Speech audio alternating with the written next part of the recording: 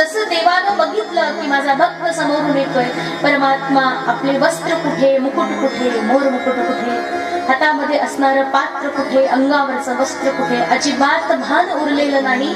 कारण महाराज माझा भक्त, माझा अत्यंत प्रिय सखा, माझ्या प्राणाहूनही अधिक प्रिय असणारा सखा आज मला भेटायला आलेला आहे.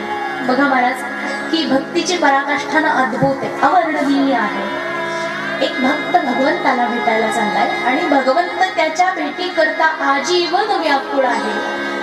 अशी भक्त आणि भगवंताची भेट फक्त या द्वारिका नगरीमध्ये कृष्ण आणि सुदामा यांच्याच मध्ये घडू शकते.